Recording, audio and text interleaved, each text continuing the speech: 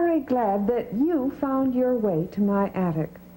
I'm Mrs. McGregor, and I like to come up here and look at all the old things that one can find in an attic. They tell me so much about the past, how people lived or what they wore. We live in a country that celebrated its 200th birthday on July 4th, 1976. That makes our country pretty old, doesn't it? Do you remember what that very special 200th birthday was called? Yes, that's right, a bicentennial. And there were bicentennial celebrations that went on from one end of our country to the other.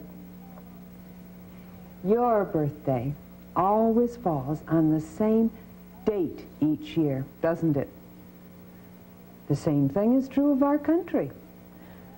Its birthday always comes on the 4th of July. Would you like to know why July 4th is known as our country's birthday? Well, now, to find out, we would have to go way, way back in time to a time when there was no country called the United States. Oh, the land was here, and it was lived on by people we call Indians. For thousands of years, the Indians lived here alone. They paddled their canoes on the lakes and rivers. They hunted in the forests. Then, people began to come in ships from other countries. They wanted to make their homes in America. Englishmen settled along the east coast of America.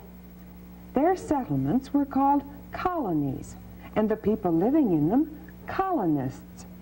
There were 13 English colonies, and each one was like a separate little country with its own name: Massachusetts, Pennsylvania, Virginia. Yet each colony still belonged to England. The King of England made the laws and rules that the people in America had to obey. Trouble started when the King of England wanted money for his government. He told the American colonists they must pay him money, or taxes, on some of the things sent to them from England. The colonists did not like being ordered about. They began to write letters. They wrote letters to the men in England who made the laws. They asked for a change in the laws. Finally, the English took off all the taxes but one. They left the tax on tea. The colonists liked to drink tea, but they did not like to pay a tax for it. Two colonists in the city of Boston, John Hancock and Sam Adams, began to talk against the English. They said that England was taking their freedom away. They wanted liberty, the freedom to live as they pleased. In time, everyone in Boston knew that John and Sam did not like the English. They called John Hancock, Sam Adams, and their friends the Sons of Liberty. The Sons of Liberty asked the people of Boston not to buy English tea. They put up signs in the street. They told the English to take their ships and their tea back to London. But the English would not sail back to London. The Sons of Liberty had a plan. One cold December night, they dressed up as Indians. They went down to Boston's harbor and sneaked onto the English ships. Then they threw all the tea into the water. Well, when news of this Boston Tea Party reached England, King George became very angry. He sent his red-coated soldiers to Boston to make the Americans do as he said. As the troubles grew and grew with England, the colonies understood that they would have to work together to put a stop to their problems with England. So, men were chosen from each colony to meet in Philadelphia to talk things over. These men decided to send a letter to the king. In it, they asked him to change the laws they thought were unfair and to take his soldiers out of Boston. The king did not answer that letter. Instead, he sent ships loaded with more soldiers to America. Many of the colonists began to feel that they would have to fight for their rights, and they began to get ready. These colonists were called Minutemen because they could get ready to fight in less than a minute. The Minutemen hid their guns and ammunition in the village of Concord, 18 miles from Boston. Boston was full of the red-coated English soldiers. Oh, the redcoats seemed to be everywhere, watching, always watching the colonists. What they didn't know was that they, too, were being watched. A fellow by the name of Paul Revere and some of the other Sons of Liberty watched every move the redcoats made. On the 18th of April, 1775, Paul Revere learned that the English soldiers had found out about the hidden guns. The redcoats planned to march on Concord and take the guns. Oh, the villagers and Minutemen must be warned. Plans were made, and late that night, Paul Revere and a man by the name of William Dawes stole past the redcoats. They galloped toward Concord. As the two men sped through the sleeping villages, they leaned from their horses and pounded on doors. They called again and again, "The redcoats are coming! The redcoats are coming!" Quickly, the villagers sprang from sleep to action. Men, some still in their pajamas, grabbed their guns and dashed out of their houses. Early the next morning, the captain of the Minutemen saw a long line of English soldiers marching toward Concord.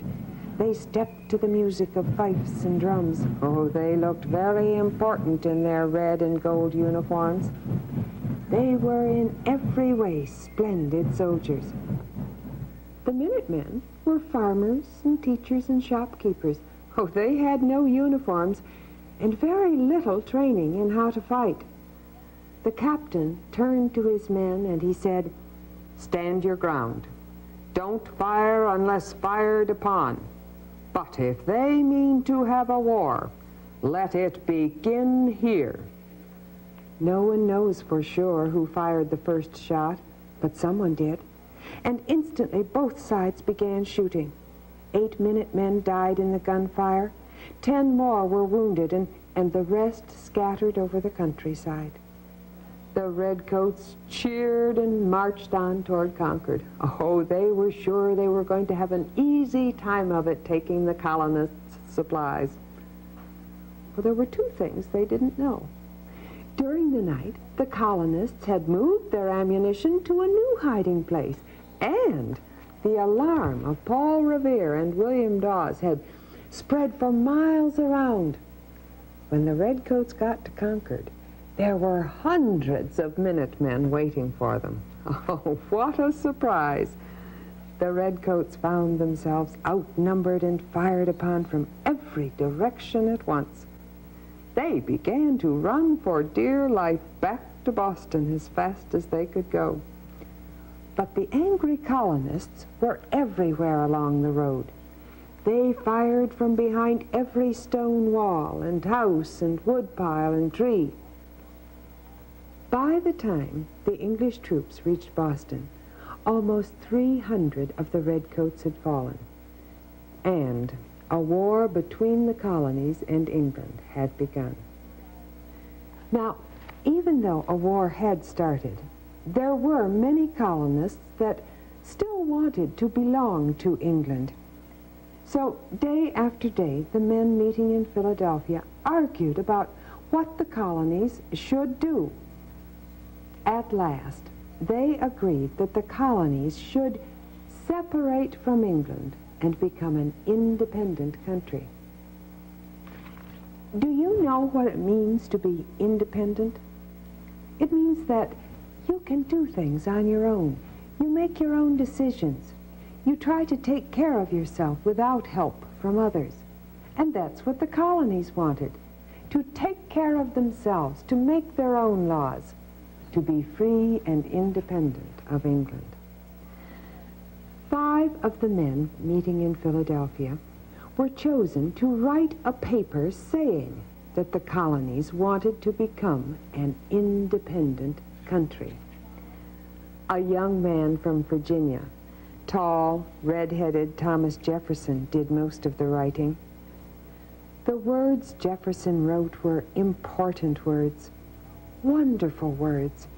He wrote that all people are created equal, that all people have the right to life, liberty, and the right to try to find happiness.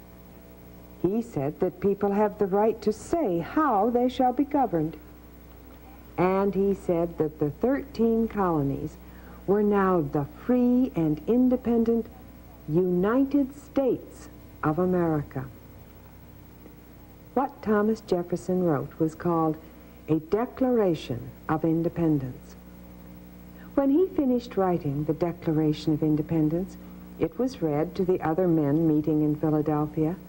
The men talked and argued and made a few changes, but at last they all agreed to accept what was written. Each man signed his name to the Declaration. The first man to sign was the leader of the meeting, John Hancock. He wrote his name in big, bold letters. He said he wrote his name large so that the king would not need his glasses to read it. When the Declaration of Independence was read to the crowd waiting outside the State House in Philadelphia, there was silence as the people listened carefully. Then there was wild cheering. The big bell in the State House was rung. It rang out loud and clear, telling all who could hear it that the United States had been born. That important bell became known as the Liberty Bell, and it can still be seen in Philadelphia. July 4th, 1776, was the day that the men meeting in Philadelphia agreed to accept the Declaration of Independence. So that was the true beginning, the birth of a new country, the United States. And that's why to this day, July 4th is known as our country's birthday. Oh, a lot has happened since July 4th, 1776. For that matter, a lot happened in this land before our country was born. I wonder if you would like to find out more about our country's past. If you come back to my attic, we'll explore it together and see what we can find out about our country's yesterdays. I think that could be a lot of fun and very interesting. Will you come back? Oh, I do hope so. I'll see you then. Goodbye.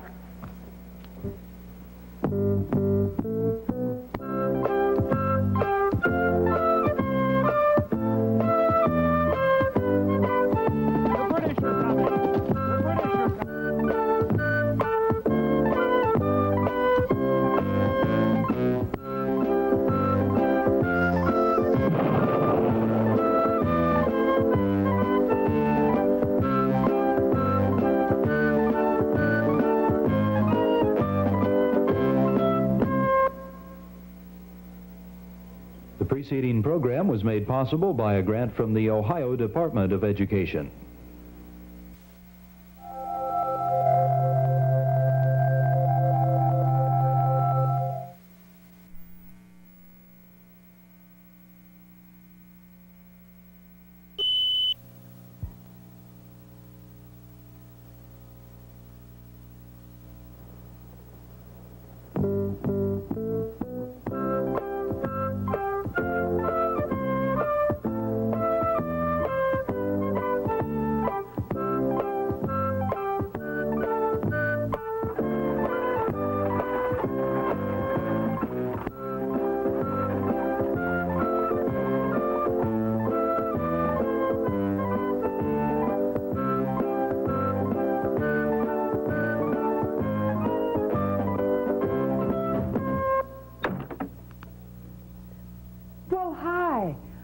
Glad you found me in my attic. I'm Mrs. McGregor. I should be cleaning up this place, But I can't bring myself to throw anything away.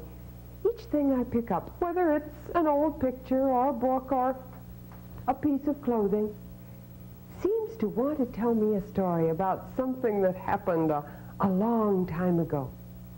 Are you interested in the past? Do you like to find out what happened, how people lived before you were born, or maybe even before your parents or your grandparents were born? I do. Let's explore this attic, see what we can find. Look at this old hat. Who do you suppose wore it, and when? I bet you don't know what these are. These go back to very early pioneer days when mothers had to make the butter for their families. This is a butter scoop, and this a butter paddle, and they were used to get the butter out of the churn in which it was made. And of course it was the men folk of the family who made these tools by whittling or carving them out of wood. Old newspapers can tell us a lot about the past. Here's the fellow who got his picture on the front page. He must have been important back in 1927. Oh, we have so much to learn. But if we're going to explore the past, it seems to me that we should start at the beginning, when our country was first discovered. I have a book here that I think might help us.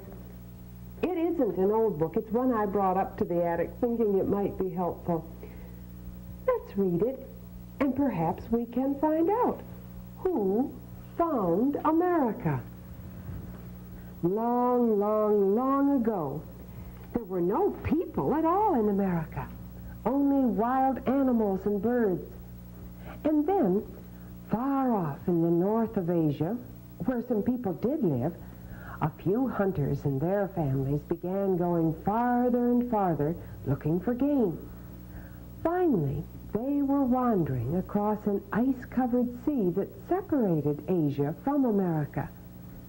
These hunters kept on wandering, following the animals, but when they came at last to warmer country, they decided to stay. They were the very first people to find America. Today we call them Indians, and for thousands of years, they were the only people in America. They spread across the country. They divided into tribes and built villages. But nobody else anywhere in the world even knew America existed. And then far across the sea to the east, in the northern part of Europe, some men began to grow very brave about sailing out on the sea. A few of them sailed farther and farther and farther until at last they came to a northern part of America. They were the Norsemen. Their leader was Leif Erikson. They were the first men from across the Atlantic Ocean to find America. But the land seemed very wild to them, and the Indians were not friendly. Soon they sailed back across the sea to their homeland. And by, they forgot about the new lands they had found. After a long, long time, some other men in a southern land also began to grow brave about sailing far out to sea.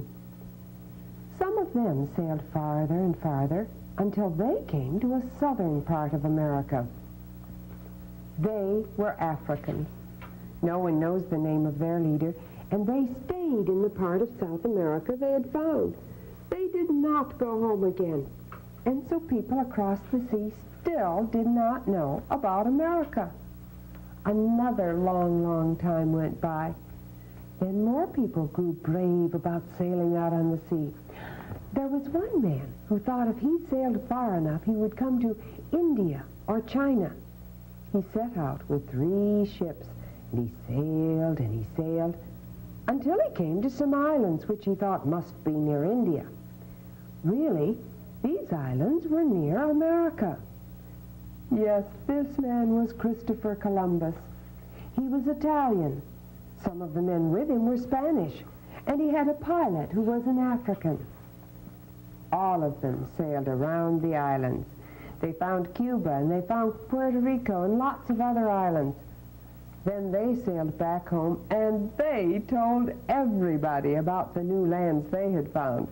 So now, for the very first time, people in Europe knew there was land across the sea.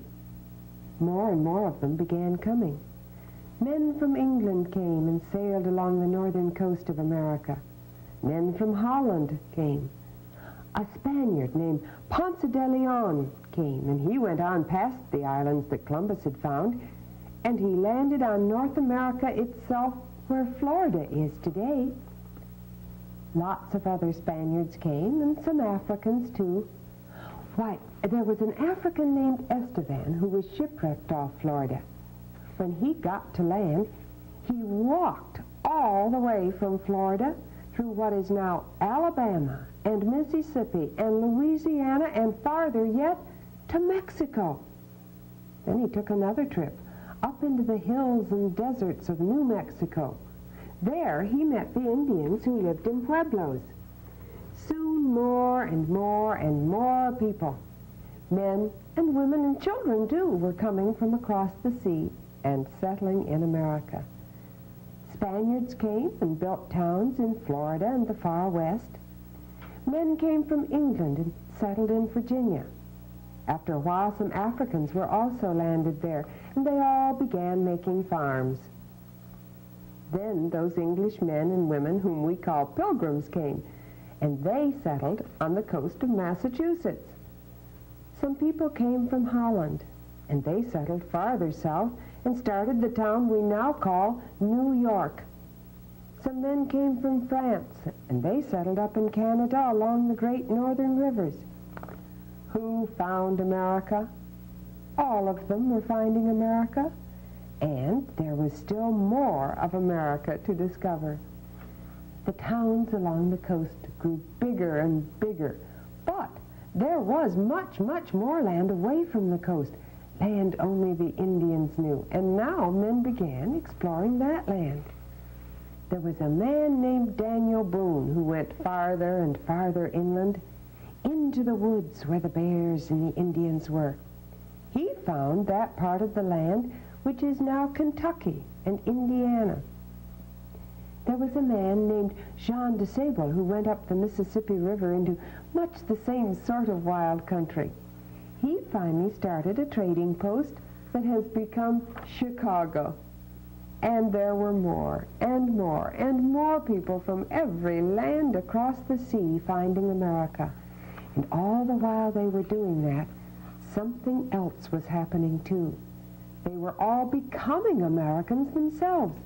Not Spaniards, not Englishmen, not Dutchmen, not Frenchmen, not Africans, but Americans. And so, when kings across the sea tried to make laws for them as if they still belonged in Europe, the people suddenly realized those laws did not fit them anymore, and they fought to be free. The first man to fall in the fight for liberty was an American named Crispus Attucks. Oh, all kinds of Americans helped in the fight after that. Paul Revere, Molly Pitcher, Salem Poor, quite a few Indians too, and of course George Washington. And finally, they were free to be Americans. Who had found America? All of them. And all kinds of people have kept on finding America ever since. You find America one way or another every day. And that was Who Found America by Joanna Johnston. The last thing the author said was you find America one way or another every day. And that's exactly what we're doing here in the attic. Would you like to learn about Crispus Attucks today? I think we'd have time. I have a story about him in a book. This book also was written by Joanna Johnston. Crispus Attucks was a sailing man. He sailed on a whaling ship out of Boston long ago. One day, his ship returned to Boston Harbor after a long voyage, And when Crispus Attucks got off his ship, he could see there was trouble in Boston. English soldiers in red coats marched up and down the waterfront. Here and there, men stood in little groups and watched the soldiers with frowning faces. Crispus Attucks found some men he knew. He asked them what was wrong. Wrong? You have been away not to know. The King of England has gone too far, that's what. First he sent us word that we must pay taxes that we never paid before. We let him know we had a right to vote on such matters. And what did he do? He sent soldiers to make us all pay. The man shook his fist at the soldiers. Then another man spoke up. It looks like the king has forgotten we are Americans. He's trying to order us around like slaves. Crispus Attucks was quiet for a moment. He was a tall, strong black man. He knew very well what it was to be a slave. He had been a slave, owned by a man who lived a long way from Boston. As soon as he was grown, Crispus Attucks had run away. He had come to Boston and signed on a ship as a sailor. He had been happy after that, but now he was troubled as he heard what the men were saying. The king is trying to make slaves of us all. If only we could get rid of those soldiers. They march up and down as if they owned us all. Suddenly, Crispus Attucks spoke. Nobody wants to be a slave. The way to get rid of soldiers is to march right at them and send them running. The other men looked at Crispus. What he said sounded good to them. That's right. Come on, let's go. All the men agreed and picked up sticks and stones. Then they began to march toward the soldiers. Crispus Attucks, tall and strong and dark, marched with them. The men shouted, Go back to England where you belong. We're all free Americans here. Go away. The soldiers were frightened as the men came nearer and nearer. They raised their guns and began firing. Their captain cried for them to stop. But before the soldiers heard their captain, they had shot 5 Americans. The first to fall was Crispus Attucks. He was the first American to die in the fight against England that made America free. The story of Crispus Attucks is just one of many about important American blacks in this book called A Special Bravery.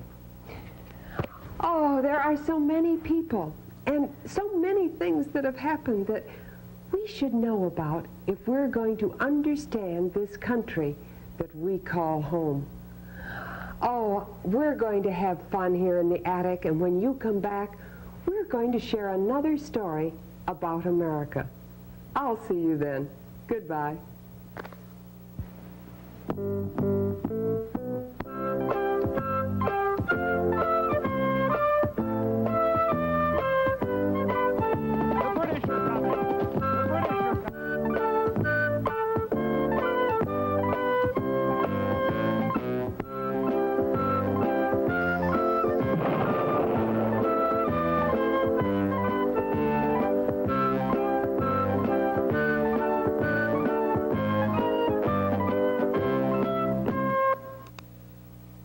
The preceding program was made possible by a grant from the Ohio Department of Education.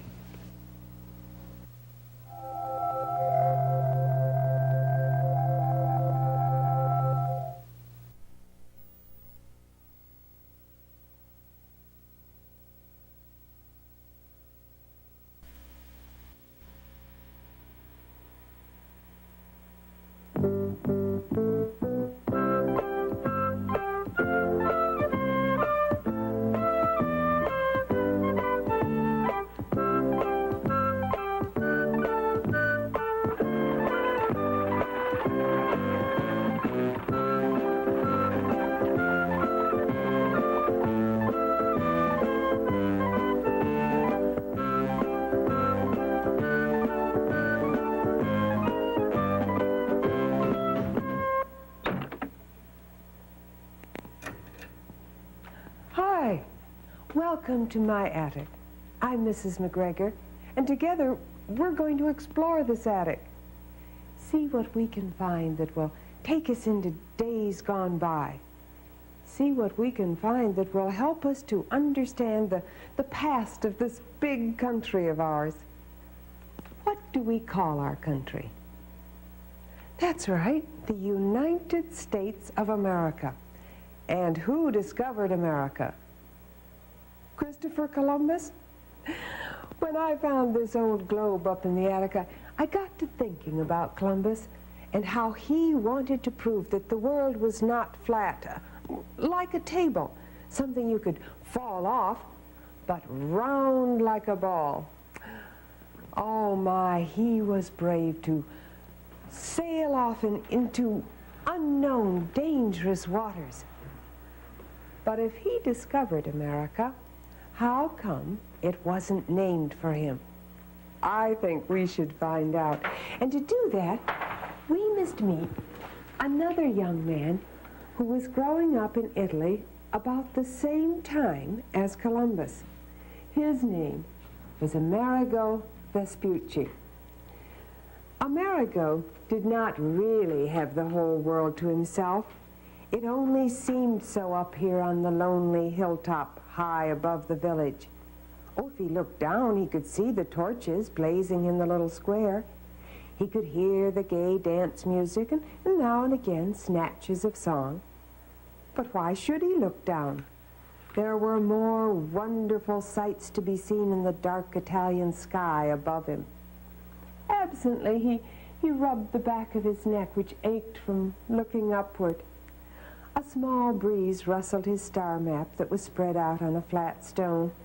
His candle flickered and went out, and he was struggling to relight it with his flint and tinder when he heard his name being called. Footsteps were stumbling toward him in the darkness. Amerigo, are you there? You must come down at once. Uncle Giovanni wants you. Why do you have to climb the hill to see the stars?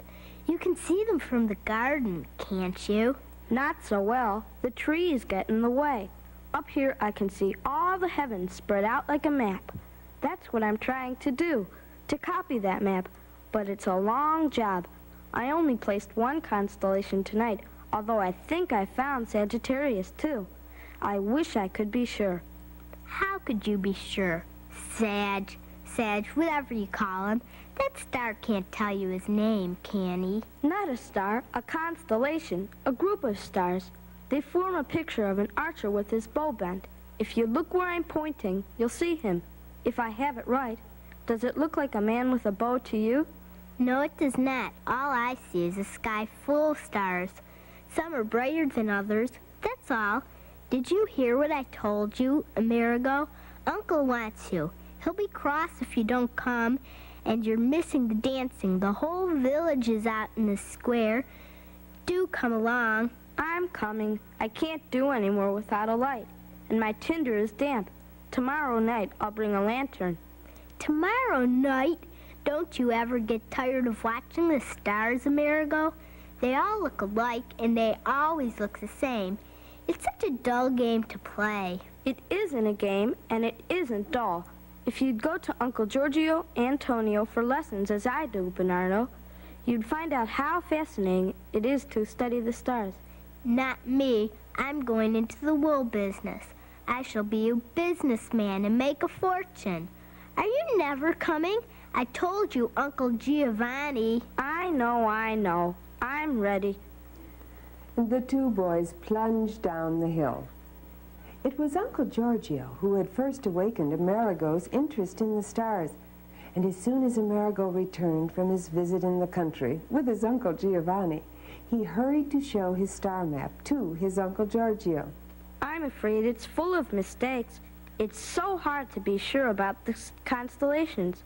I think the ancients must have had better eyes than I have to see all those pictures in the way the stars are grouped. Archers and fishes and goats. I'd never have recognized them if it hadn't been for the drawings in my book. I don't suppose the pictures were any plainer to the ancients, Amerigo, but it is a convenient way of naming the star groups for study.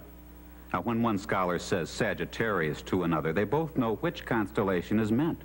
Well, that's what names are for. If your father says, my son, I don't know which of his four boys he means. But if he says Antonio or Amerigo, then there can be no mistake. So you see how useful it is for each to have a name. I never thought of that before, but of course it's true. Two people could hardly talk together about anything unless things had names. Oh, Uncle, how wise you are. I do wish I could hope ever to know as much as you do. And Amerigo's wish came true.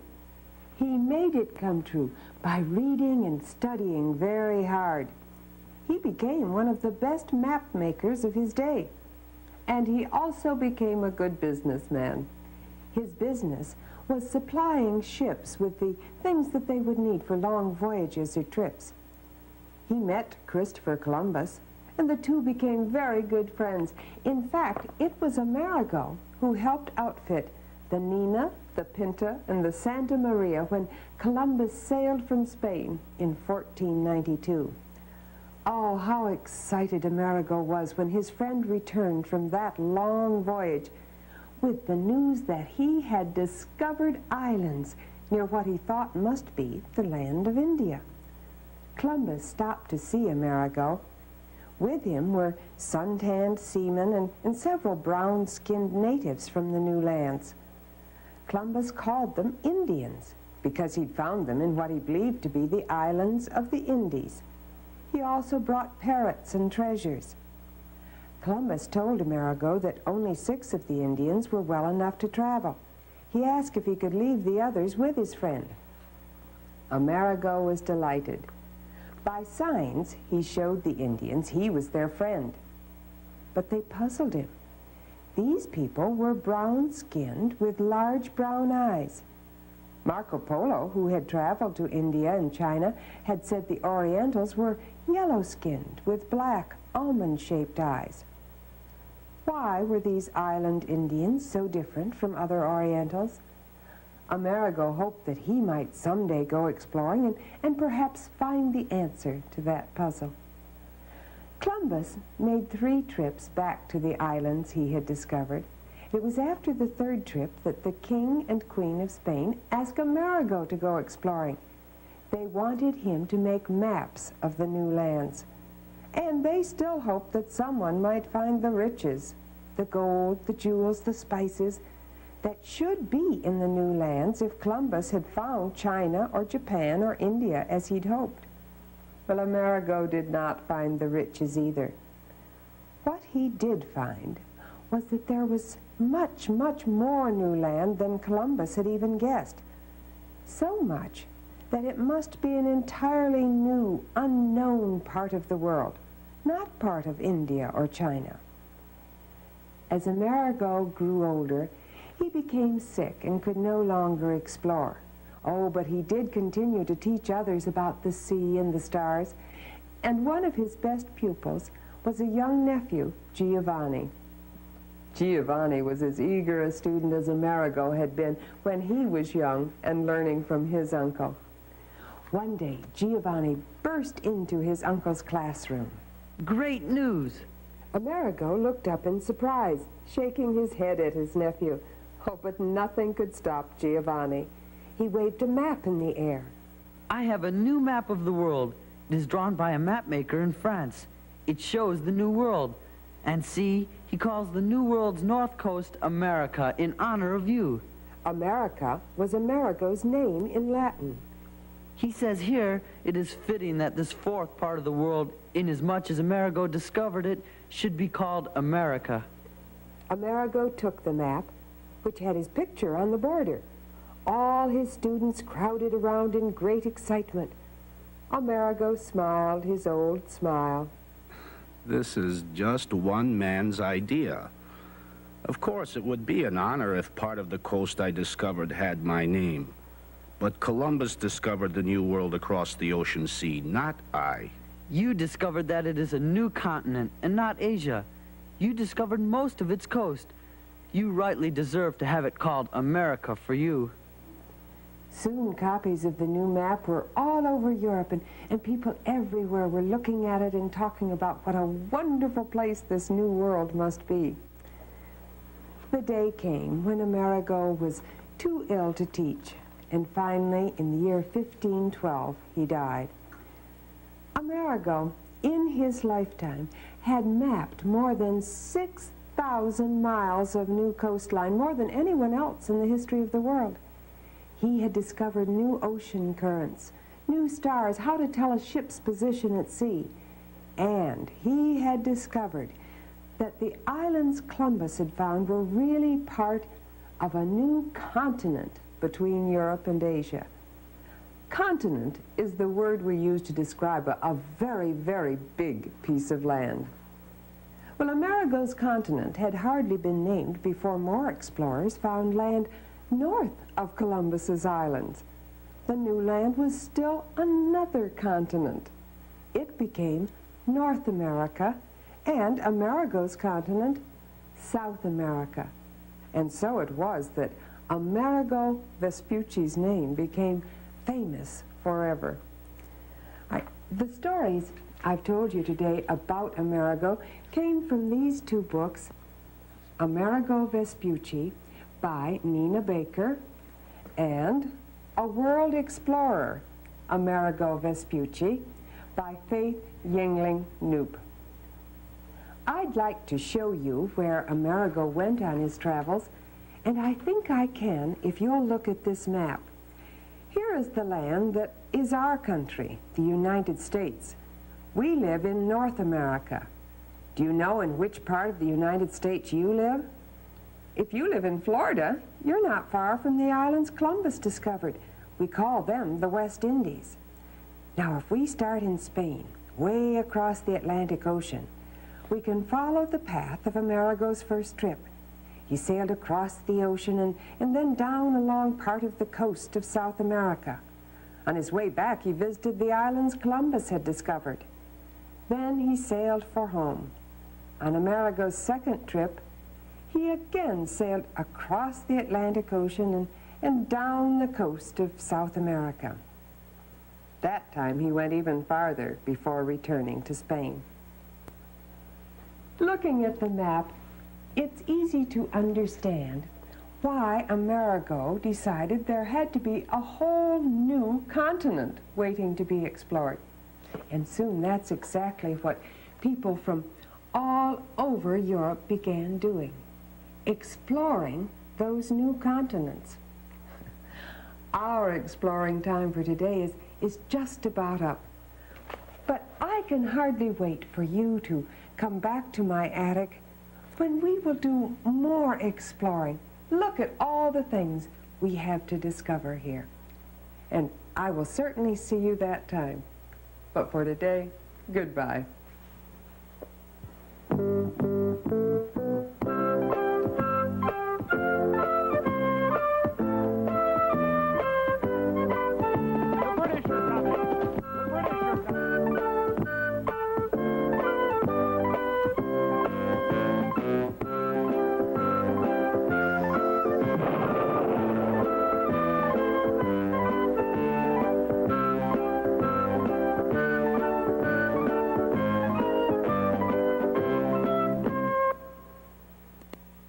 The preceding program was made possible by a grant from the Ohio Department of Education.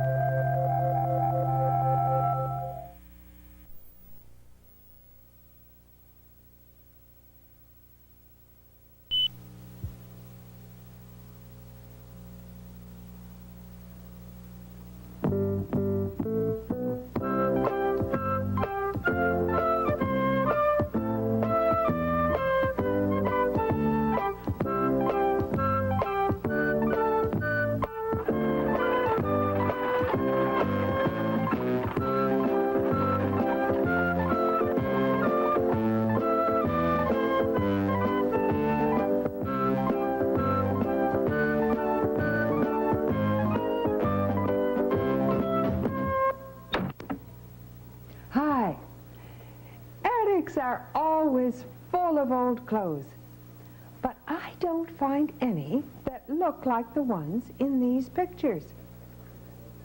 I guess they would be too old. They were the kind of clothes worn by some of the very first people who tried to make their homes in our country, to settle in the new world. They look pretty fancy, don't they, to wear in a wild country where there were no houses or roads, only trees and wild animals and Indians. Now, the Englishmen who wore clothes such as these landed in a part of our country we call Virginia in the year 1607. They started a settlement or town called Jamestown. Of course, long before these Englishmen came to our shores, Indians had lived in our country for thousands of years. That makes them the real natives or first people of our land. These first Americans didn't call themselves Indians. That was a name given to them by Columbus, who guessed that they were people from the land of India. Now, we can learn something about what our country was like way, way back in 1607 from a story about an Indian girl who was living in Virginia at the time that the English settlers arrived. Her name was Pocahontas. The wild geese flew across the sky. An 11-year-old Indian girl watched them. She wondered where the geese came from and where they were going. When she could see them no longer, she hurried to the house of her father. Their house was a long house made of bark. It's the time of the geese. I saw them as they flew south. And her father, Powhatan, chief of many Indian tribes, answered her, "It is time we hunt. It is time to catch the bear and to kill the deer." Through the winter, the braves of the Powhatan tribes hunted in the forest. Pocahontas stayed in the village with the women. From morning to night, they were busy. They made strong rope from the grass that grew by the river. With this, they made fish nets. They ground corn. With this, they made bread. They worked and they waited for their hunters. At last, the winter was over and the hunters were home to stay. Spring had come.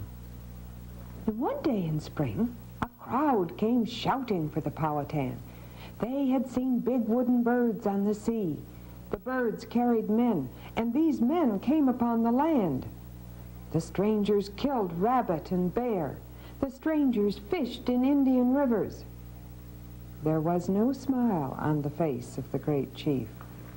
There is game enough for all for a little while. There are those in our tribes who remember other strangers who came over the sea. They were strangers who came as friends and who stayed to kill. We too can be friends or enemies.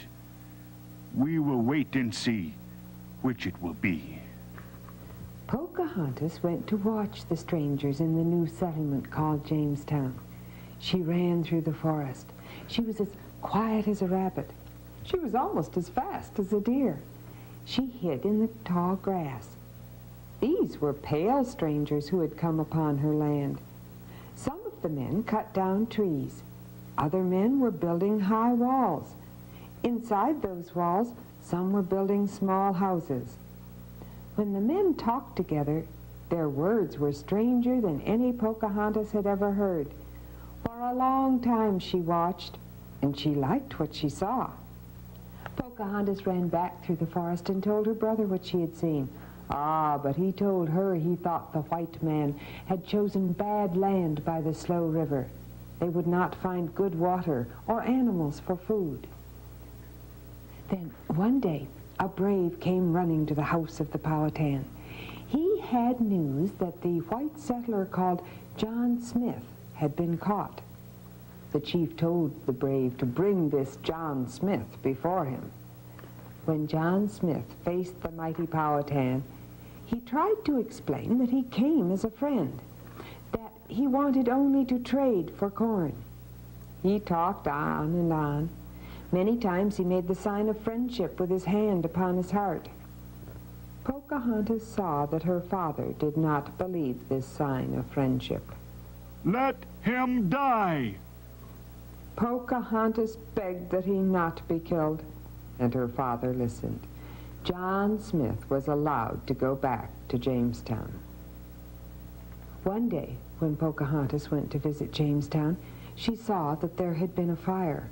Many houses had been burned, and the white men were busy building again. From her own village the next afternoon, 20 young braves started for Jamestown. Each carried 2 turkeys. Oh, Pocahontas was pleased. They go to help the strangers. This is good. Late that night, only 13 men came back, and each still carried 2 turkeys.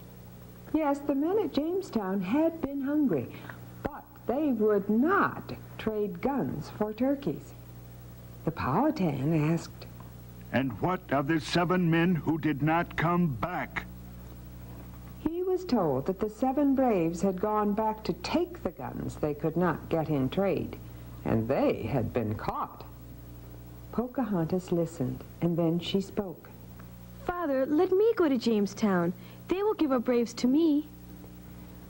Pocahontas led the 13 braves through the forest. They carried food for the settlers. When they reached the fort, Pocahontas spoke. We have come with food. This we give to you. You have 7 of our men. My father asked that you give them to me. Pocahontas led all 20 of the braves back through the forest. The moon grew big and thin again before the settlers from Jamestown came to trade at the Indian village. Then one day a big ship came up the James River. Captain John Smith and a Captain Newport came on land. A boy was with them. Oh, Pocahontas followed them to her father's house. Captain Newport spoke first. I bring a present to you. I give you this boy. He gave the boy, Thomas Savage, a push. Pocahontas could see that Thomas was afraid. Her father was pleased and said, "I give you my son. It is well that each learn the language of the other." When the ship went back down the river, Pocahontas's brother was on it. Thomas Savage stayed in the Indian village. Pocahontas looked at him curiously. He was a boy who had seen about as many summers as she. How many she could only guess. 13, maybe? Thomas learned many words of the Powhatan language. In turn, Pocahontas learned many words of English.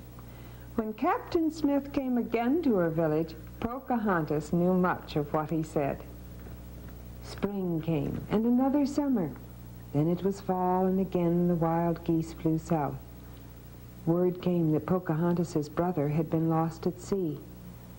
Pocahontas told Thomas, You will have to stay with us always. My brother can never come back. You will take his place. It will be better here, for men will soon be hungry in Jamestown. When Thomas wondered why she said this, Pocahontas answered, There are too many men and not enough food there. Still, Thomas Savage did not stay in the Indian village, and as Pocahontas knew it would be, men went hungry in Jamestown. Many died. Still others, including John Smith, sailed back to England. Of the few that had come, there were only a few left. 4 times the wild geese flew to the south. 4 winters passed. Ships sailed to England and brought back new settlers to Jamestown. One day, Pocahontas visited the house of an Indian named Japazaws. And while she was there, a beautiful ship came up the river. Japazaws' wife wanted to see the ship, but she was afraid to visit it alone. Pocahontas said, I'll go. I'm not afraid at all. And so, Japazaws and his wife and Pocahontas went on the ship. When the ship moved down the river again, Pocahontas was still on it. Quickly, she looked for Japazaws and his wife. They were gone. Then she saw them standing on the land, and she saw that Japazaws' wife had a copper kettle under her arm. Just then the captain of the ship came up. You will stay with us, Pocahontas. Your father must give back men and guns which he took from us. We will keep you until he does this. You will stay in Jamestown. Pocahontas was a prisoner. She had been given to the English for a copper kettle. Oh, Pocahontas knew Jamestown and the people in it too well to be afraid, and she enjoyed meeting the many new settlers who were there now. Pocahontas liked the way of the English, who to a curious girl of the forest there were strange and wonderful things.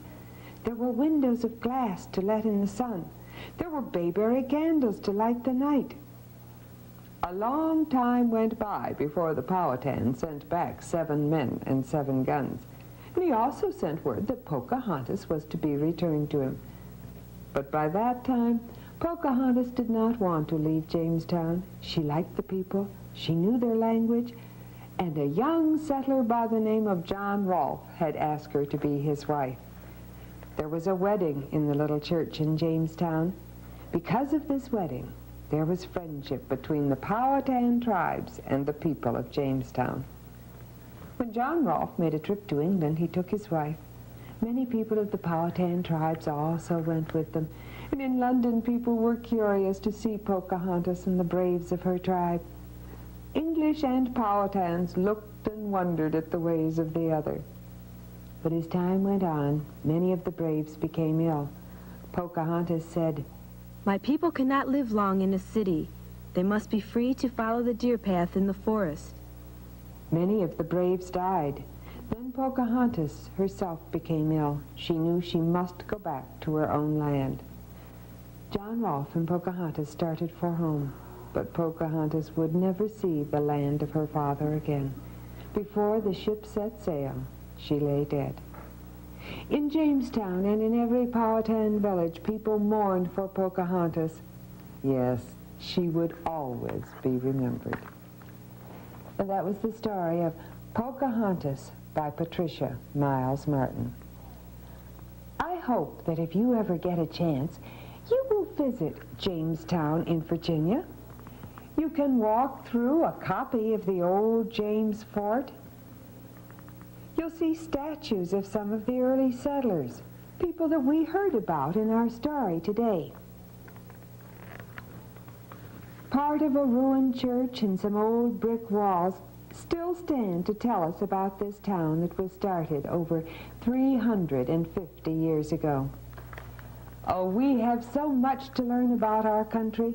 I'm anxious for you to come back to my attic, and we'll share another story about America's past. I'll see you then. Goodbye.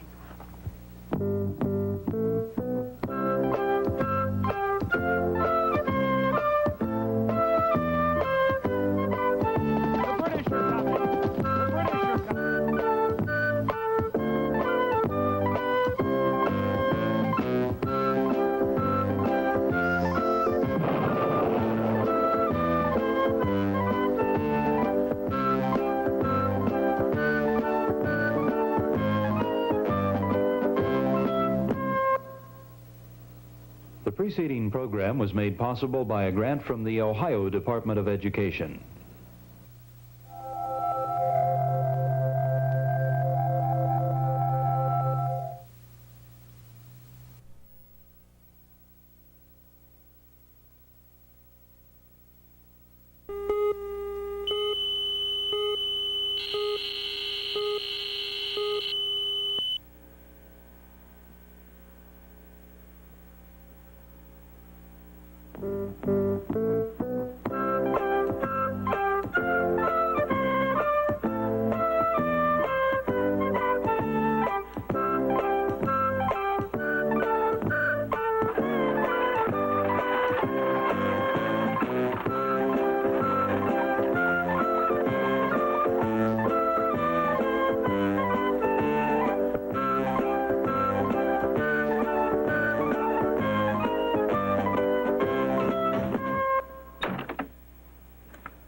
Hi.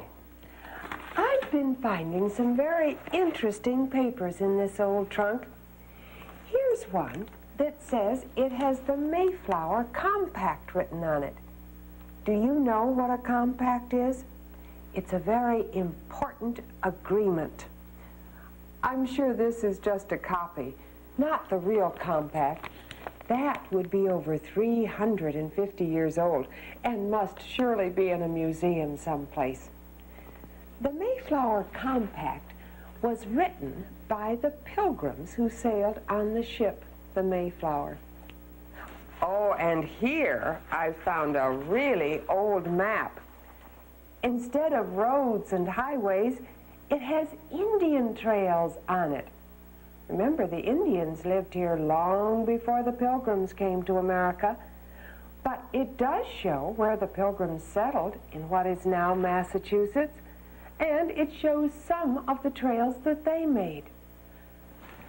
I think it would be fun to find out more about the Pilgrims. Oh, I know that you've heard about their first Thanksgiving. But who were they? How did they happen to be in America?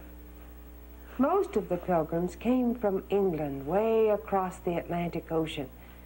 The King of England tried to tell his people how they must worship God, but many of them did not like his way.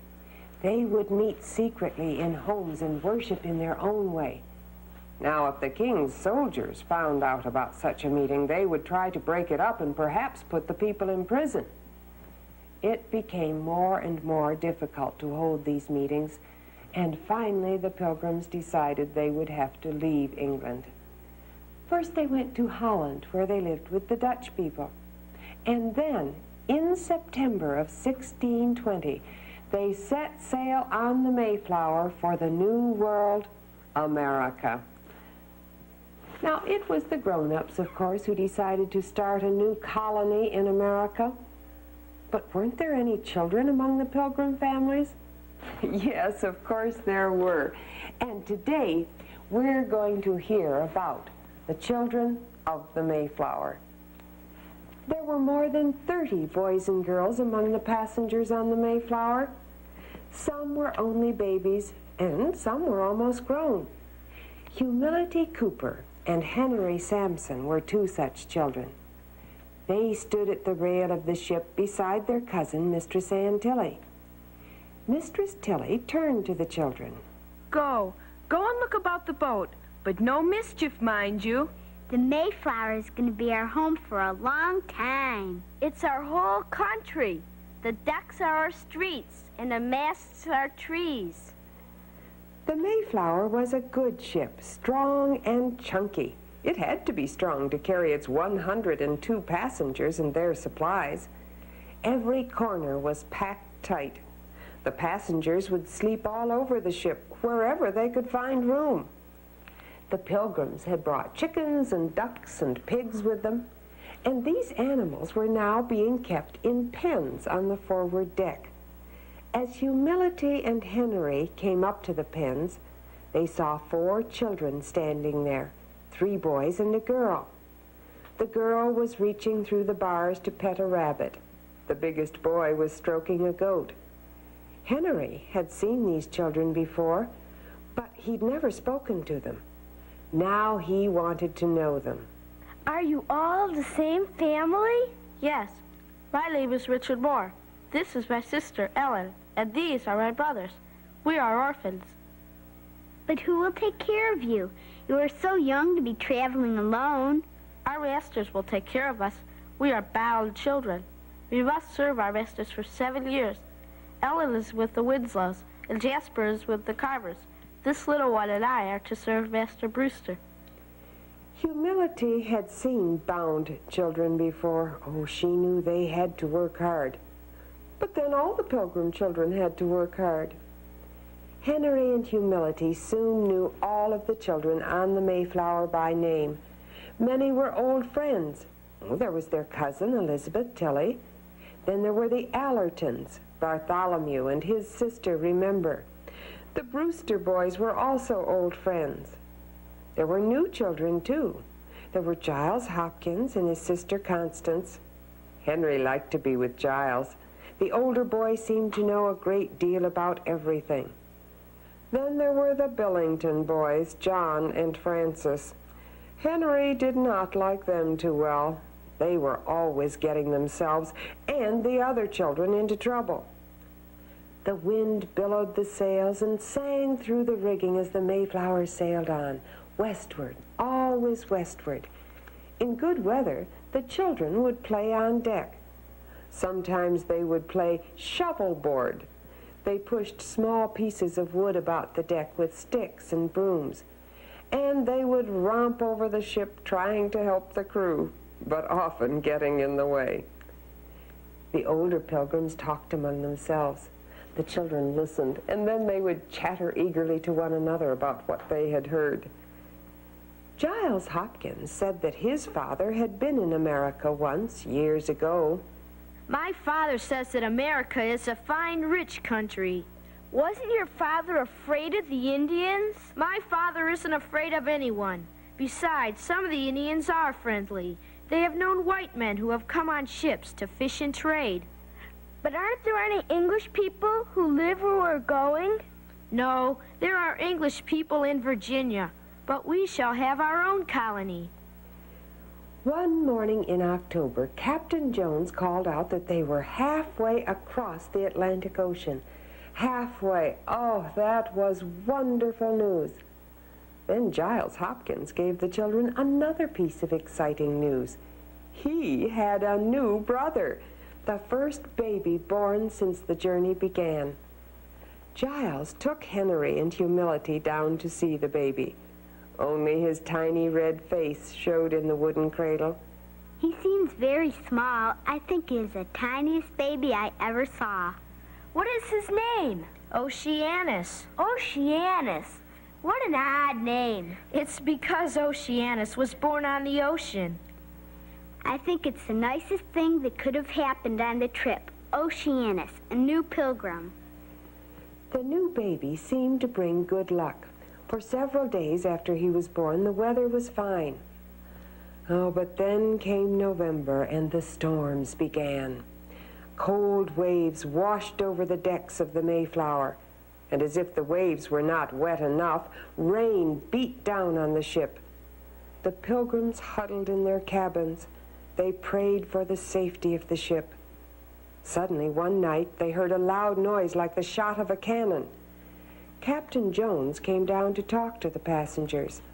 The storm had broken one of the masts, he told them. There was great danger, but he hoped to repair the mast. The sailors were busy working on it now. Giles had listened to the sailors talk. He whispered to Henry. The sailors think we ought to turn back. They say the ship is not safe for a long voyage. But Captain Jones calmed the fears of the passengers. Never fear. The Mayflower may leak above the water, but she is as tight as can be below. We shall get there safely. And on they went. Then one day, Captain Jones called out that land could not be far away. Oh, everyone was excited. The children stood at the rail for hours, watching the line where the sea and the sky met. They wanted to be the first ones to see the new land. There's a land bird. It's not a seagull. It's a wild duck. Captain Jones says they live along the shore. Look. Oh, look. Down below there. There's a tree branch floating on the water. Henry and Humility did not want to go to bed that night, but Mistress Tilly told them to go to sleep. It might be days before they would see land. At daybreak, the children were awakened by a sailor's shout. Land ahoy! Land ahoy! All the passengers dressed themselves and rushed up on deck. No one felt tired or sleepy or ill now. Everyone was eager and excited. Soon they would reach land.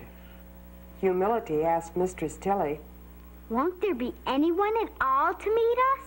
I should hope not. Who would meet us here? Only savages.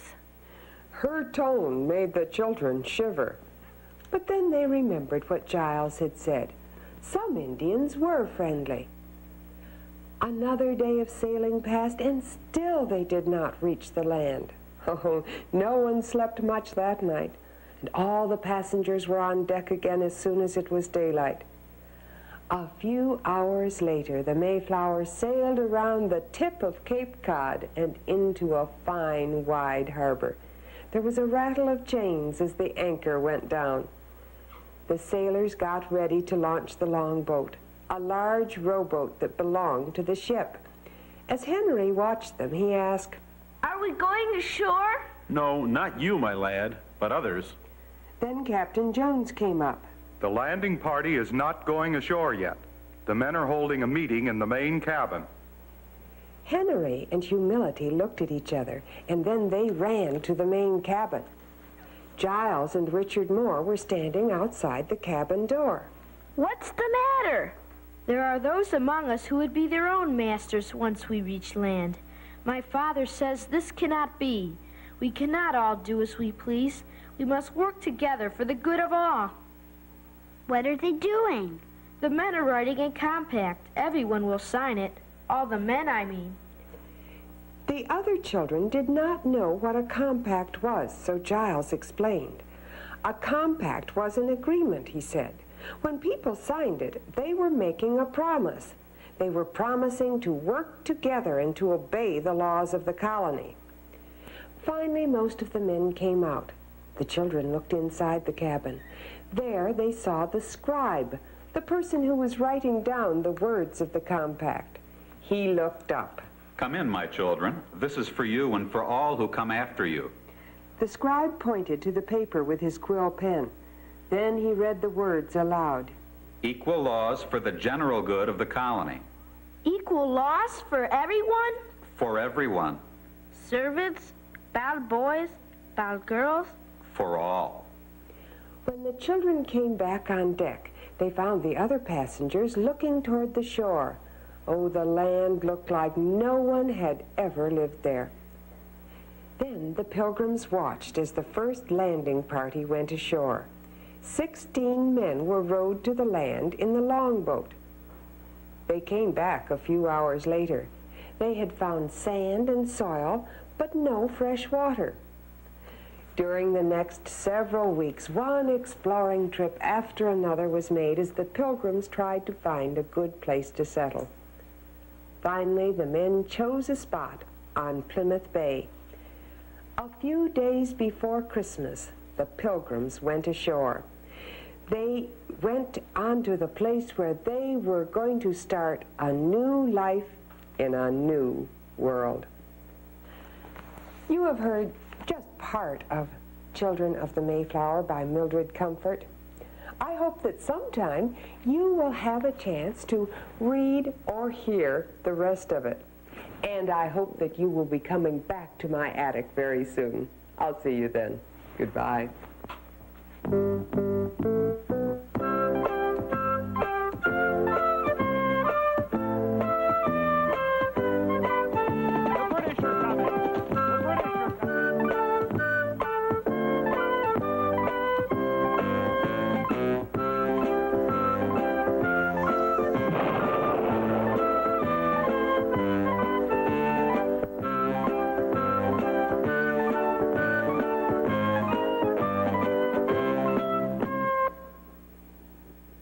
The preceding program was made possible by a grant from the Ohio Department of Education.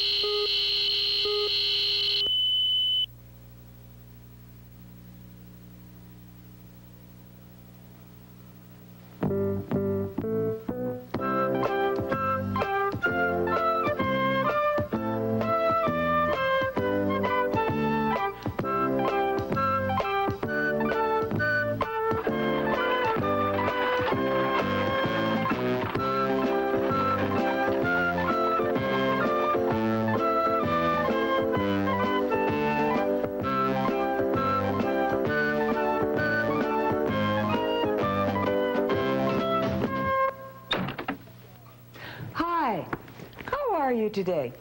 Good, I hope. Have you noticed the corn that's hanging in my attic? It's called Indian corn, and nowadays it's used mostly for decoration. But there was a time of the Pilgrims, when corn such as this helped a great many hungry people. It was an Indian named Squanto who taught the Pilgrims how to plant and use Indian corn. The Pilgrims landed in our country in a part that we call Massachusetts way back in the winter of 1620. Now, they didn't meet Squanto until spring, and it was a long and terrible winter, full of cold and sickness and hunger. Oh, but that didn't stop the Pilgrims from trying to build their new town.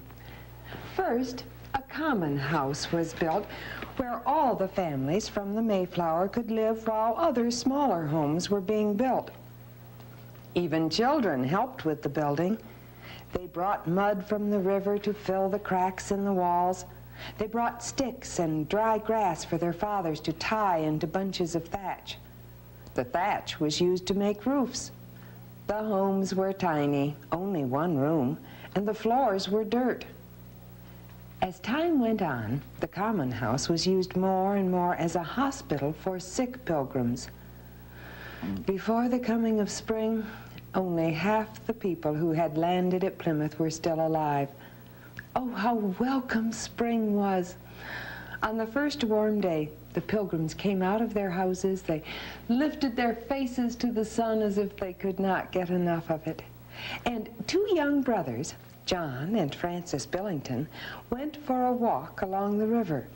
At the edge of the woods, Francis said, "I hear something in the woods. Hide!" Francis hid behind a rock.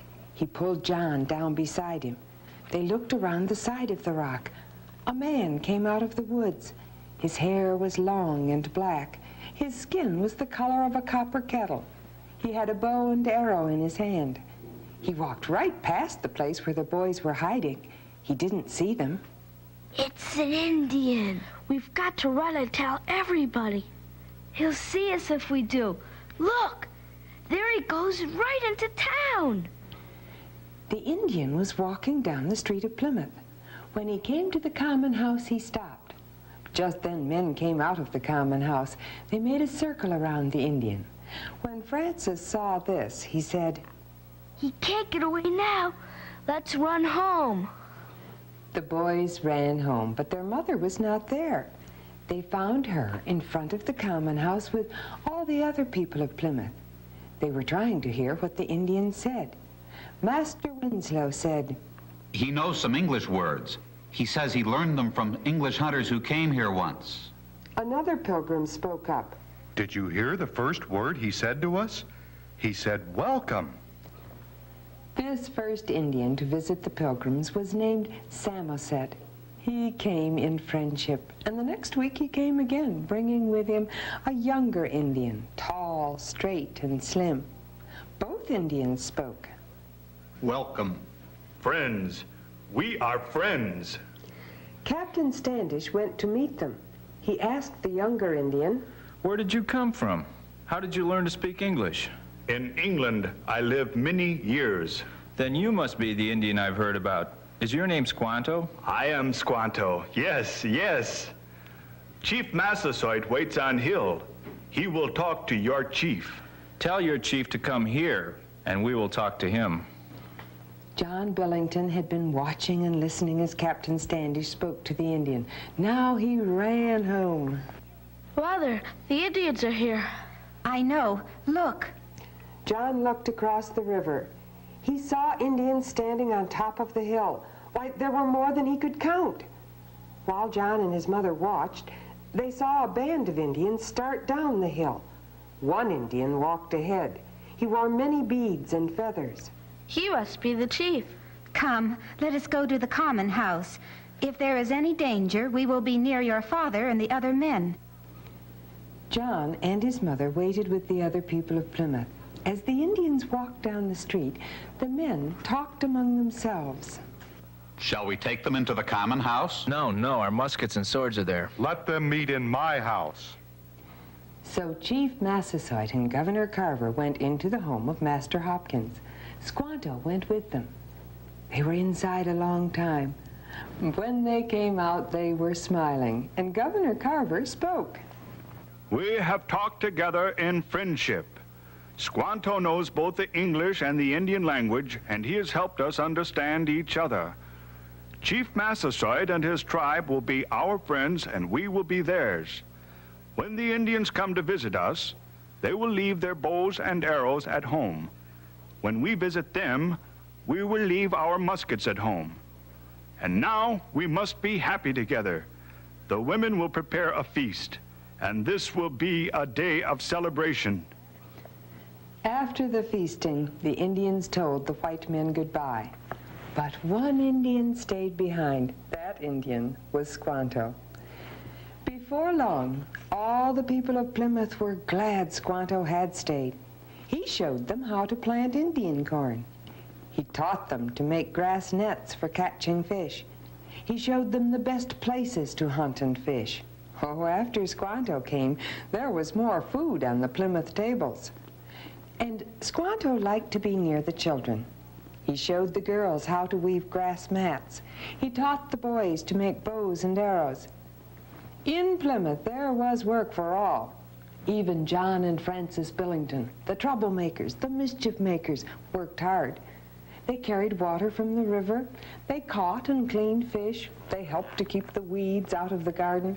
Or one day, their father even said, "You see, you can be good boys if you try." But then John was in trouble again. He and Wrestling Brewster were playing leapfrog near the cornfield. John jumped over Wrestling's back and landed in the cornfield, where he broke off a stalk of corn. Master Hopkins was working in the field nearby and saw what happened. "Oh, wicked, wicked! A good ear of corn would have grown from that stalk."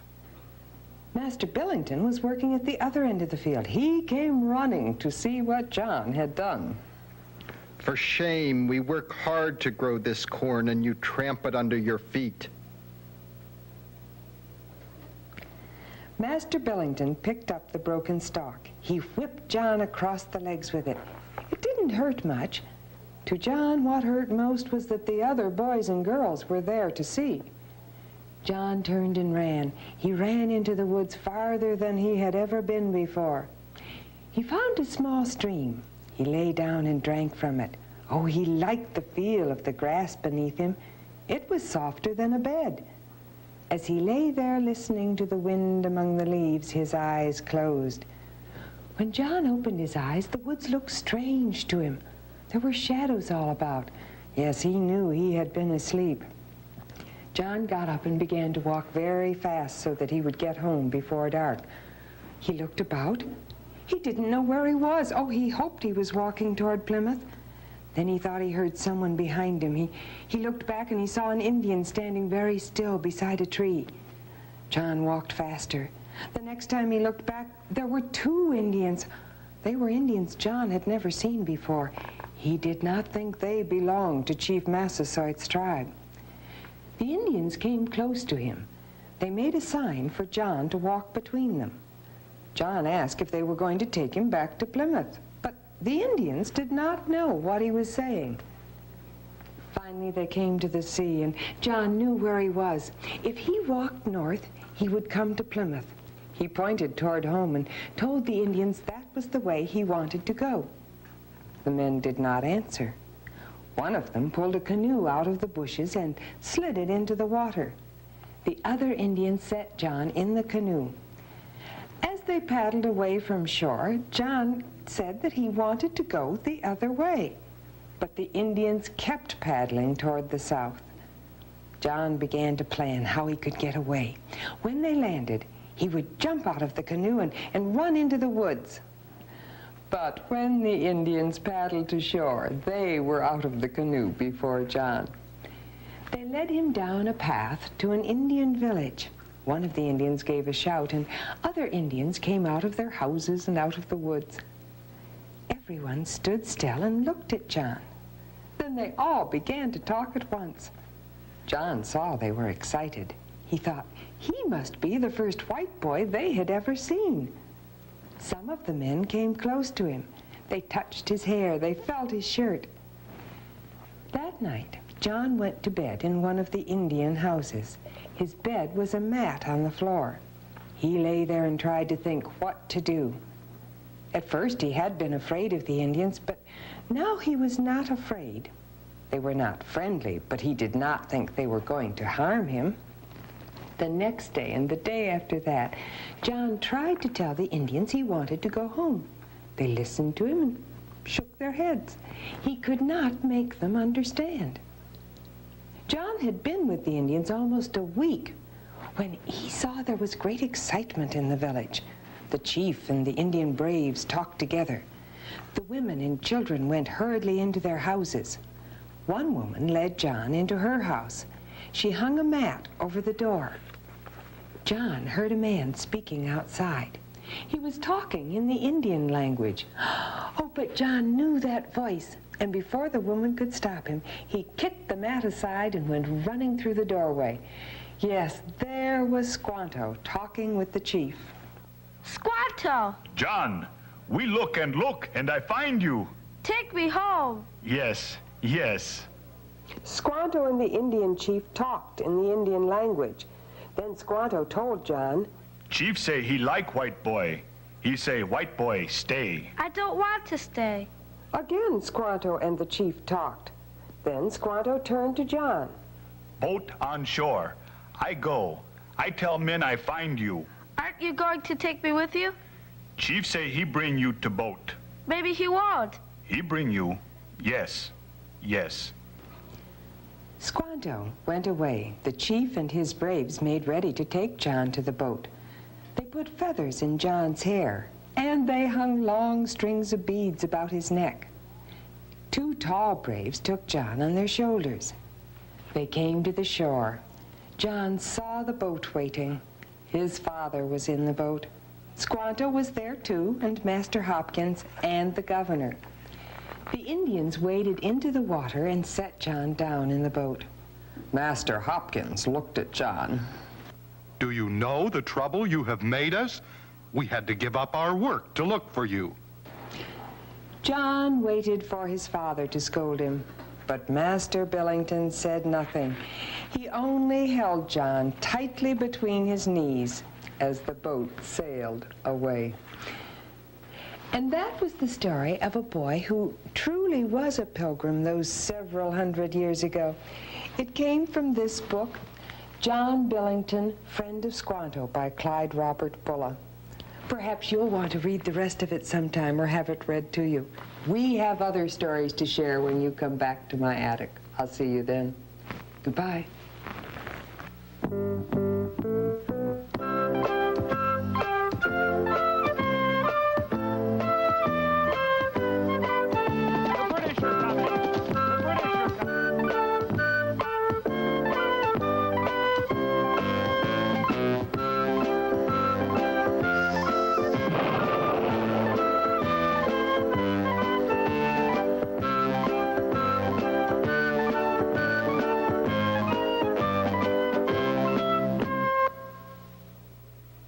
The preceding program was made possible by a grant from the Ohio Department of Education.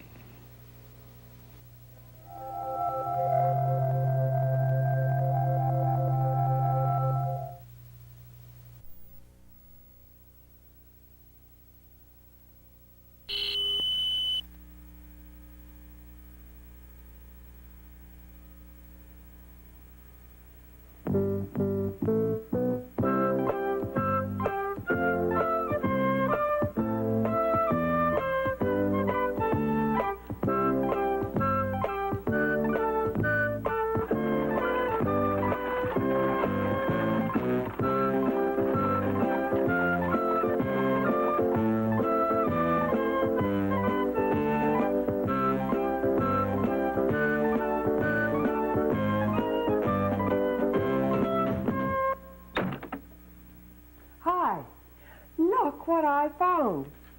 A pair of wooden shoes.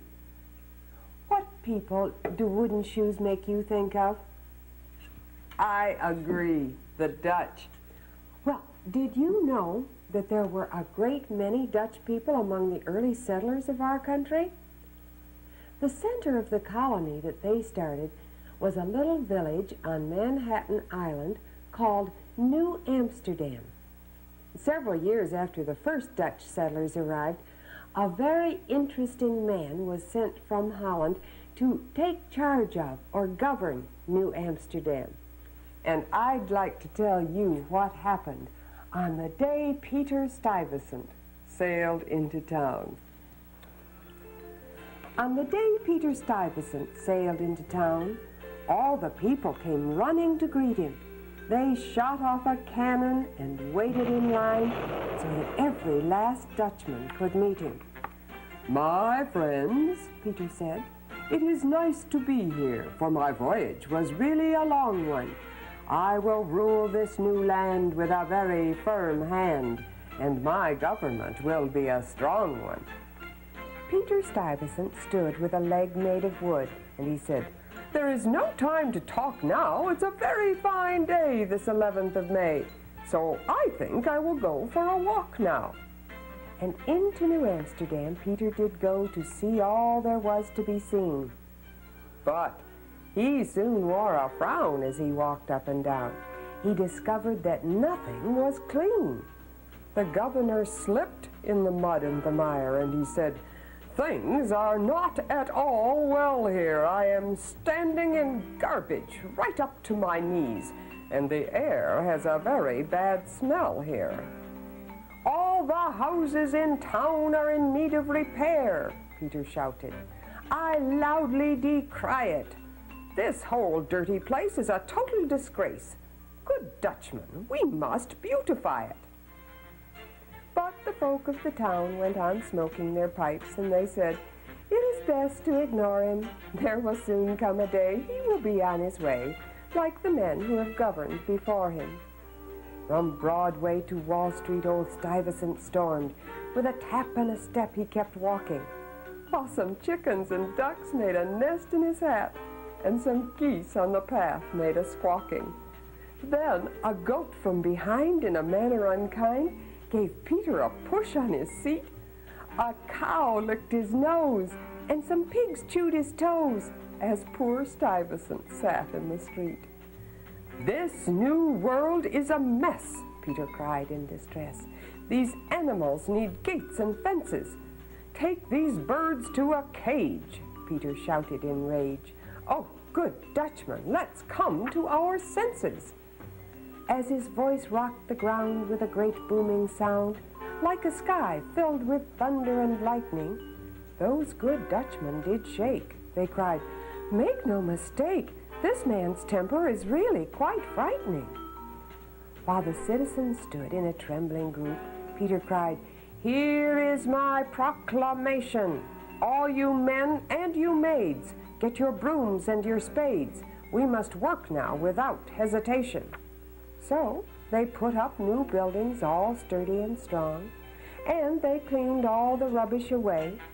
They mended the fences and paved many streets, from the top of the town to the bay. They filled up the holes in the walls of the fort, for the colony needed protection, and the people agreed they were clever to heed Peter Stuyvesant's careful direction. Then, "My children," said Peter, "we've worked very hard, and I think we deserve relaxation. I feel in the mood for some fun and some food. Let us have a big Dutch celebration." Each New Amsterdam nose sniffed the smells that arose in delicious fat clouds to the air. Oh, how they gave such delight to each Dutch appetite, all those good things to eat everywhere. That night, Peter Stuyvesant heard a strange sound underneath the round moon brightly gleaming. It swept past his door, a great tumble and roar. But old Stuyvesant knew he was dreaming.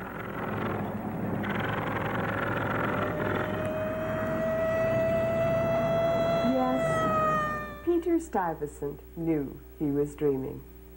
And that was On the Day Peter Stuyvesant Sailed into Town by Arnold Lobel.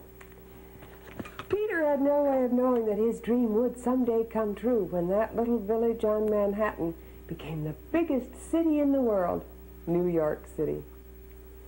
Well, we must remember that long before the Dutch and the English and other people from Europe began to settle in America, the Indians had lived here for thousands of years.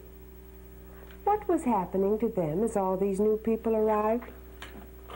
I think perhaps we can find out from this book, Small Wolf by Nathaniel Benchley. Small Wolf lived with his family on the banks of a river.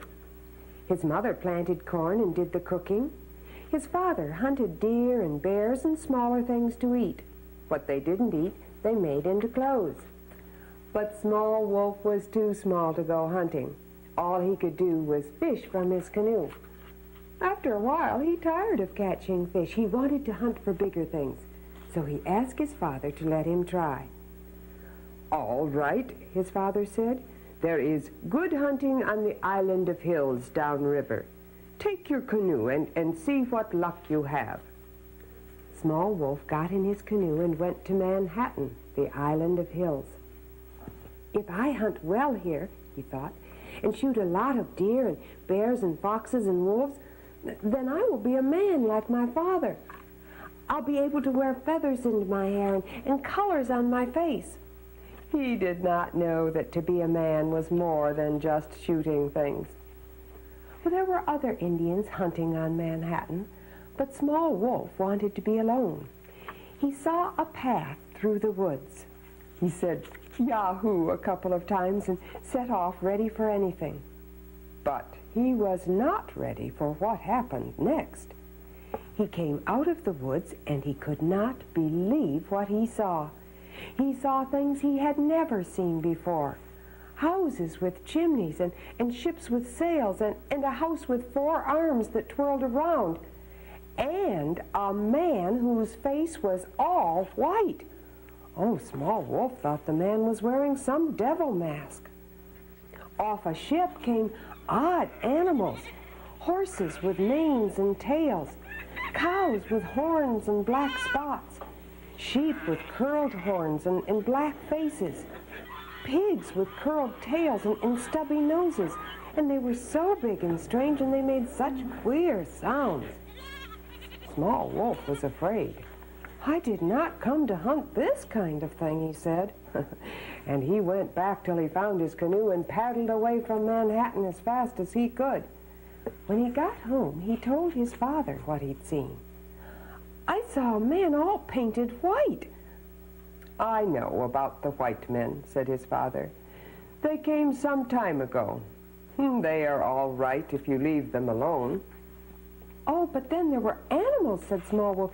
"You never saw such animals, and they make such funny noises." "That sounds interesting," said his father. I'll come and see." "Interesting," said Small Wolf. "It's terrifying." So they went back to Manhattan. "There," said Small Wolf when they reached the town.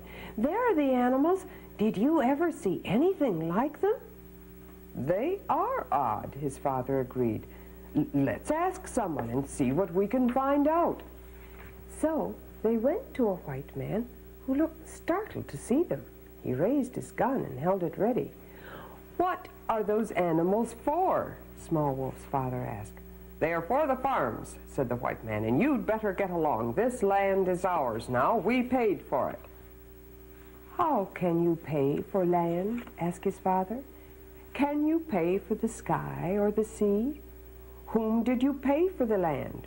"We paid the Indians who were here. Now get going or I'll shoot." "You don't have to be afraid," said Small Wolf's father. "We were only asking." "I said get going," said the white man. So Small Wolf and his father left. "What Indians did he pay?" Small Wolf asked as they paddled away. "The Canarsies," said his father, "and they did not even live there. They had no right to sell the land. The land and the sky and the sea are all Mother Earth for everyone to use." But the white men did not see it that way. They put up more houses. Their animals went everywhere and ate the crops the Indians had planted and trampled on their fields. Finally, there were more white men and their animals than there were Indians. The animals that the Indians had hunted were gone. The Indians had a hard time growing crops, and they were hungry. One day, Small Wolf's father made a decision. "I shall go and see the leader of the white men," he said. "I shall tell him he is spoiling the land, and I shall ask him please to stop." "May I come too?" Small Wolf asked. "Yes," said his father, "it is for your good I am asking." So they set off. Before they'd gone very far, they heard shouts and saw men running, and then there was a bang, and something went thunk into a tree behind Small Wolf. In the distance, they heard men shouting, "Indians! Indians!" "Hey," said Small Wolf, "what is this all about?" "I don't know. Stand still and listen." They listened, and they heard more shouts, and then came another bang, and a piece of bark flew off a tree nearby. "They're shooting at us," Small Wolf cried. He ducked behind a tree, and his father did the same. "It looks that way," his father agreed, "but that makes no sense." He raised a hand to his mouth and called, "We want to talk. Will your leader come and talk with us?" "Get out of here, you Indians," a voice shouted. "Get back where you belong." And a third bullet snarled past Small Wolf's ear. "I guess," his father said, "they don't want to talk. We might as well go back." The next day, his father made another decision. "There is plenty of land for all," he said. "If we can't live here, then we will just go farther up the river. If we go far enough, they will never reach us." So they packed their goods and started off to find a place where the white man would not come. They found a place and settled down, and then one day Small Wolf was hunting. He thought he saw a deer, but it was not a deer.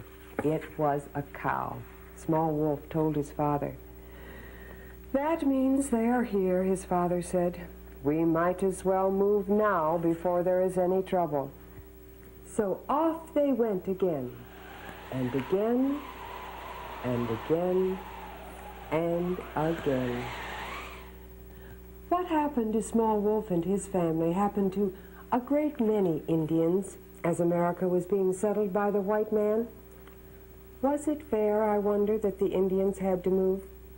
Well, perhaps that's something important for you to think about. I'll see you again soon. Goodbye.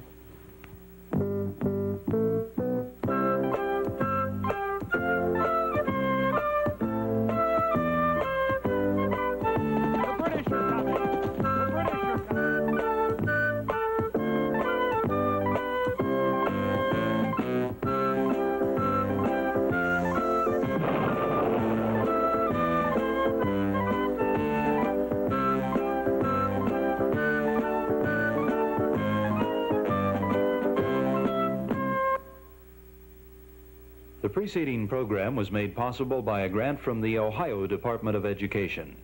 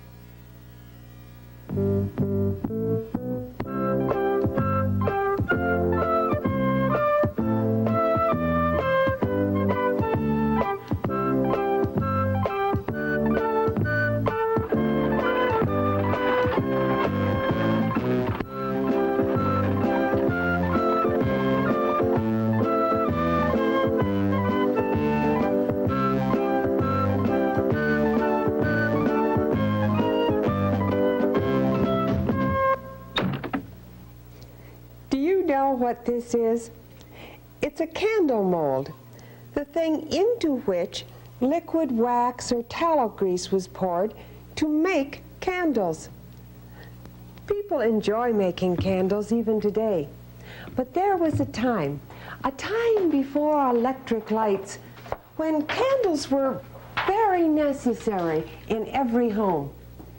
Today, we're going to hear about a person who learned to be a candle maker, but more important, later in his life, he helped people understand how electricity could be used. Oh, he did a great many important things in his lifetime. His name was Benjamin Franklin. To learn about Ben, we must first go to the city of Boston in the colony of Massachusetts, and then to the city of Philadelphia in the colony of Pennsylvania. And before we start our story, I'd like to tell you a little something about Pennsylvania because it was the only one of the 13 American colonies that was named for the person who settled it. That person was William Penn. William Penn lived in England. He was a leader of the Quakers. Now, the Quakers believed in leading simple lives, and like the Pilgrims, they did not want to follow the rules of the Church of England. They wanted to go to America where they could live and worship as they pleased. Now, the King of England owed William Penn's family a great deal of money. And to pay that debt, he gave William Penn some land in the New World. The king called it Pennsylvania, meaning Penn's land of trees. And those of you who know Pennsylvania know that it's still full of trees. Well, when William Penn got to the New World, he paid the Indians for the land he planned to use, and he also made an agreement to live peacefully with them. Then William Penn invited the Quakers and anyone else who would agree to live in peace to settle in his colony. William Penn planned a magnificent city for his colony. He called it Philadelphia, the city of brotherly love. And it was in Philadelphia that Benjamin Franklin lived most of his life. Our story about Ben, however, starts when he was only 10 years old and living in Boston. Josiah Franklin looked down the long dinner table at his many children. They were dipping their spoons into stew. His youngest son, 10-year-old Ben, kept his head bent down over his plate. He didn't want to look up at his father. In school this morning, he'd failed again in arithmetic. He liked to read, but not to do sums. What did he have a head for? To go to sea, he thought, to wear a sailor's knitted cap. That's what his head was fit for. It could be so easy. Right here in Boston in the year 1716, there were plenty of ships down at the harbor. Why couldn't he start out as a cabin boy on a ship? And then, who knows, he might go on to become a sailor, a mate, even a captain. But Father Franklin had other plans. "You will come into the business with me," he said. "The making of candles is a good, honest trade." And so at the age of 10, Ben left school and went to work for his father. Ben's father taught him to cut wick for the candles, how to fill the dipping mold so the hot tallow would not spill over, how to mind the shop and wait on customers. In his free time, Ben liked to go swimming or fishing with his friends. He also liked to fly kites, and one day he flew a kite and swam both at the same time. It was a sunny day, and there was a strong wind. Ben wanted to try an experiment. He tied the end of the kite string to a big stick. Then he splashed into the water and floated on his back. He kept his hands behind his back and held on to the stick. Soon he was being pulled by the wind across the pond, faster and faster all the way to the far shore. Oh, there were to be many more experiments in Ben's life, each one different, and many bringing something useful to the world. Ben worked in the candle trade for 2 years, and then when he was 12, there was a sudden change. His grown-up brother James opened up a printing shop. James needed a helper, and he asked Father Franklin if Ben could work for him. Father Franklin knew that Ben was fond of books and reading, and he decided that his youngest son would like the smell of a printing press better than tallow grease. Ben did like the shop. He liked the big apron he wore at work, and he liked the clatter and busy hum of the printing presses. But his brother James was a very hard master. As soon as Ben finished one task, James had another waiting for him. Ben now had almost no free time to play with his friends. A few years went by, and the printing shop was doing very well. So well that James felt he could afford to put out a newspaper. But at that time, there were only 3 newspapers in all of the American colonies.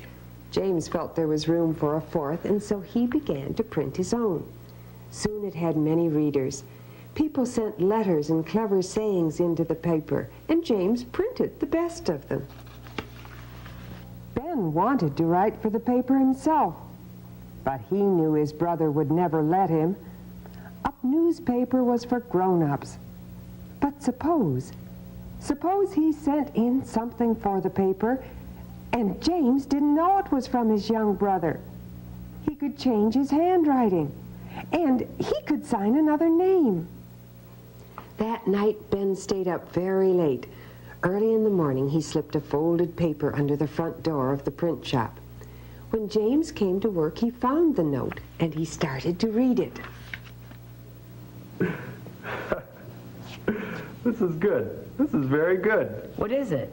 A letter that's good enough to print. One of the best ever. Is it by anyone you know? No, it's from a very clever woman named, let me see. Her name is Silence Dogood. And that's a very good name indeed. Silence Dogood will do good from now on, not to keep her silence, but to keep sending her clever letters into our paper. Here, set this in type. I hope she sends in many more to us. Somehow I think she will.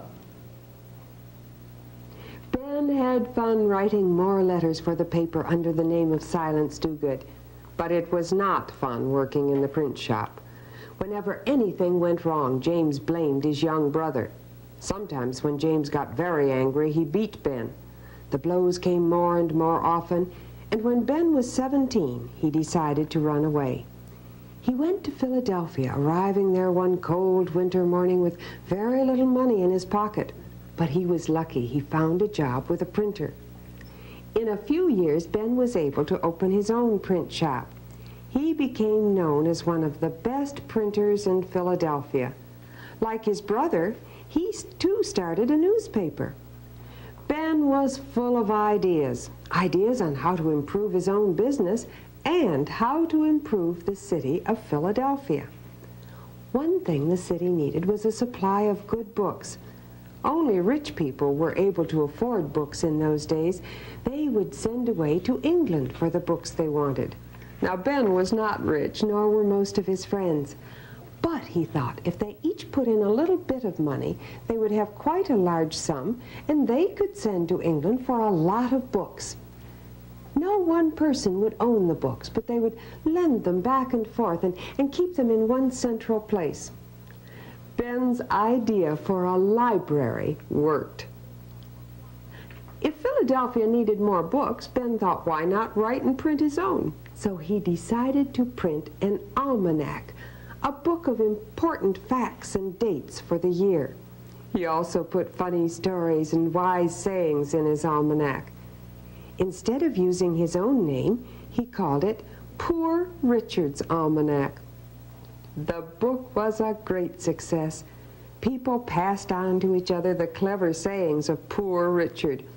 And many of those sayings are still known to us today, like, early to bed and early to rise makes a man healthy, wealthy, and wise, or a penny saved is a penny earned. Another idea of Ben's was a plan to fight fires. Often a house or store would burn to the ground before the owner was able to put out the flames. The trouble was that each man was working by himself with one bucket. Franklin suggested they form a group. Each man would keep 2 water buckets ready at all times, and 4 big bags that could be used to carry things out of burning houses. If a fire broke out anywhere, all the men would come to help. And so, thanks to Ben Franklin, the first fire department was set up. What new idea would he think of next? His new ideas included a police department, a hospital, a school or college for older students. And he also invented a stove that was a great help to people during the cold winters. Perhaps one of the most important things he did was to discover that lightning is made of electricity. To do this, he experimented with a silk kite. If lightning were made of electricity, he thought, the silk kite would catch it during a storm. Then, if he held a metal key in his hand, the electricity would run down the kite string and sparks would appear in the key. He'd have his proof. He worked on his plans, and when a great thunderstorm broke out one day, he was ready. The experiment worked. Ben Franklin became famous as the man who tamed wild lightning. Ben Franklin served the people and his country in other ways, too. When the American colonists became angry with England for the way they were being treated, Ben was sent across the ocean to explain their feelings to the King of England. He was also one of the men chosen to help write out a Declaration of Independence for the colonies. During the War for Independence, Ben was sent to France. He pleaded with the French for troops and ships and money to help the Americans win the war against England. With France's help, the war finally ended. When Ben sailed home from France, he was an old man and tired. Oh, but when the boat docked at Philadelphia, he was proud and happy as he stepped onto his own country's land, his own free country's land. The whole city had turned out to welcome him home. It was a welcome fit for a king. Benjamin Franklin was a man his country and the whole world would remember always. I have told you just part of The Story of Ben Franklin by Eve Merriam. I think that you'll find it will be in a library so that you can borrow it to read or hear the rest of it. We have Ben Franklin to thank for those libraries. I know I'm going to be going to one soon. I want to find more stories about America to share with you. Goodbye.